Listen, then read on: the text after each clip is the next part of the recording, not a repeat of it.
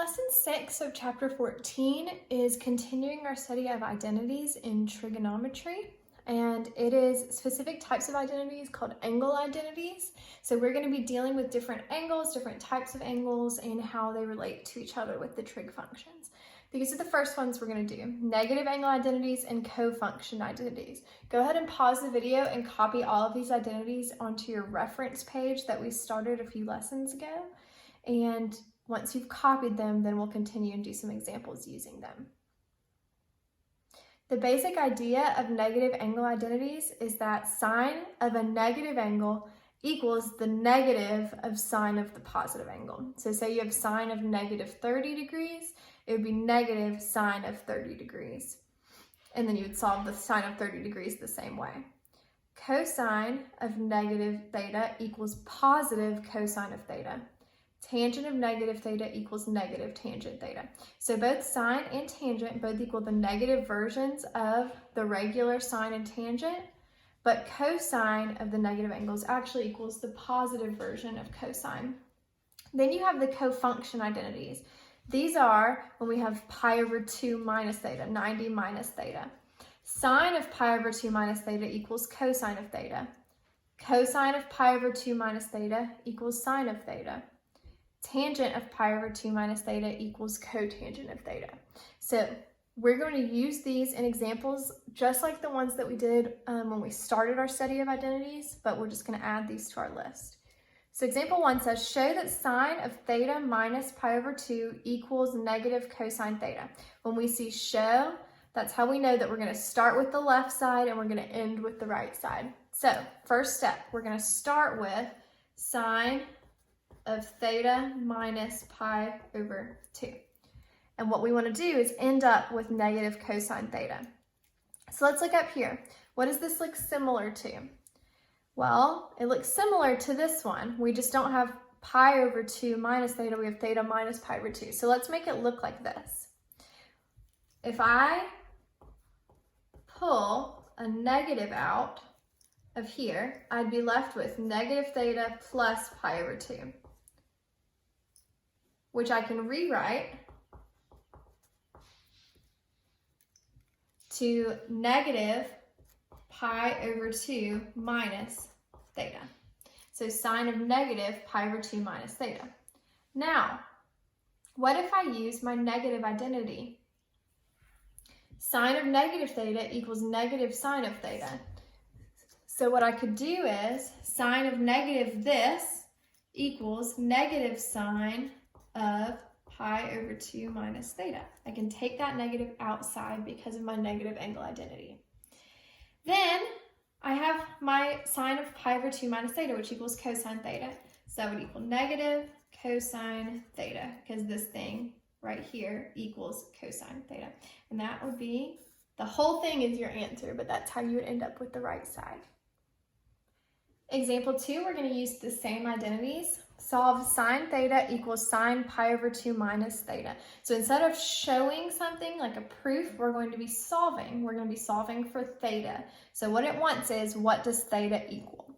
So let's go ahead and use our identity to substitute. Instead of sine of pi over 2 minus theta, we're going to use our reference sheet. Sine of pi over 2 minus theta equals cosine theta. So we're going to say, we're going to leave the left side the same, sine of theta, equals, and we're going to substitute. Sine of theta equals cosine of theta. Okay, so then what we could do is divide both sides by cosine theta. Here's why. Because then we'd be left with a 1 on this side, so we'd have sine of theta over cosine theta equals 1. But what does sine over cosine equal? That's another one we learned. Sine over cosine equals tangent. So tangent theta equals 1. So now we can draw our graph. Where does tangent theta equal positive 1? And we're in between 0 and 2 pi, which means we can be anywhere in our 4 quadrants. Well, tangent equals positive 1 right here with 1 over 1 in this quadrant, and also in this quadrant with negative 1 and negative 1. So we know this is going to be 45 degrees and this is going to be 45 degrees. So we'll have 45 degrees, and then we need to go all the way around and add 180 to this. So 180 plus 45 will be 225 degrees. And since we're stopping at 2 pi, that would be your answer. All right, the next type of identities we're going to learn are the sum and difference identities. Again, go ahead and pause the video and copy these identities into your reference sheet. We'll have angle difference and angle sum identities. Here are what the difference angles say. Sine of A minus B equals sine A cosine B minus cosine A sine B. Cosine of A minus B, so these are two angles subtracted, equals cosine A cosine B plus sine A sine B. Tangent of A minus B equals tangent A minus tangent B all over 1 plus tangent A tangent B. And then the angle sum identities, very similar but a little bit different. Sine of A plus B equals sine A cosine B plus cosine A sine B. Cosine A plus B equals cosine A cosine B minus sine A sine B. Tangent of A plus B equals tangent A plus tangent B over 1 minus tangent A tangent B. So there are just some sign changes that happen between the difference and the sum, but they're very similar, and we're going to use those in some examples now. Example 4 is using angle difference. It says find the exact value of cosine of 15 degrees. Here's how we use angle difference to help us. We don't know cosine of 15 degrees because we don't have a special right triangle for 15 degrees. But we do have a special right triangle for 60 degrees and 45 degrees. Here's what I mean by that. 15 degrees could be written as 60 degrees minus 45 degrees. Or you could do 45 and 30. That would also get you 15. Either way, you just want to choose two angles that are going to equal the angle that they give you in the problem, but that are special right triangles. So we're going to use 60 and 45. So we're going to rewrite this as cosine of 60 minus 45, because that's the same thing as cosine 15, but now we can use our difference identity. Cosine of A minus B equals cosine A cosine B plus sine A sine B. So 60 is going to be our A and 45 is going to be our B, and then you just substitute.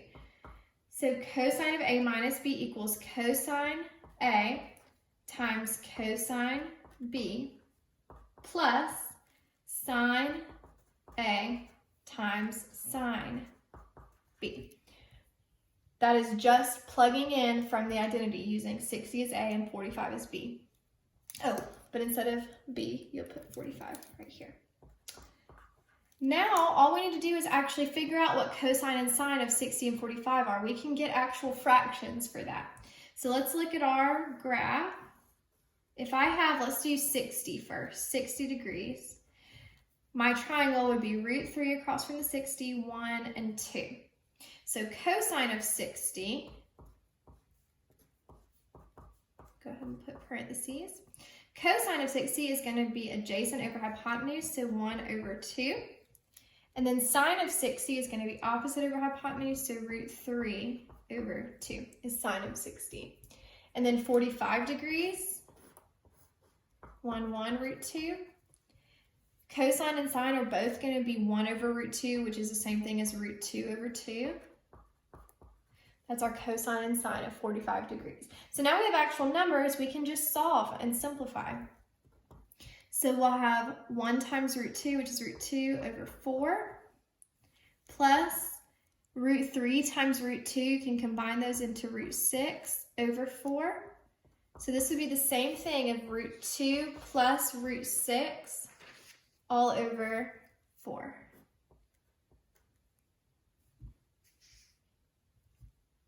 And that's your answer. Our last example is using our angle sum identities. It says find the exact value of sine of 105. So just like we did in the angle difference, we're going to change 105 to be two angles we know the value of sine for using our special triangles, but we're going to sum them together. So two that you can use are 60 and 45. If you think of other ones, then you could do those, but we're going to do 60 plus 45. So 105 degrees equals 60 degrees plus 45 degrees. So we're going to change it to sine of 60 plus 45. And then we're going to use our angle sum identity. Angle sum identity for sine. Sine of A plus B equals sine of A cosine B plus cosine A sine B. So we'll have sine of, and again, 60 is A and 45 is B. So we'll have sine 60 cosine 45 plus cosine 60 sine 45. And then we just have to do our values again. Up here we already did them, so I'm just going to use those again. Sine 60 is going to be root 3 over 2. Cosine 45 is root 2 over 2. Cosine 60 is 1 over 2. And sine 45 is root 2 over 2. So once you get to this point, you should be able to use our special right triangles to actually solve for fractions. So then root 3 times root 2 is going to be root 6 over 4 plus root 2 over 4. So your answer should be root 6 plus root 2 over 4, which actually was the same answer as example 4.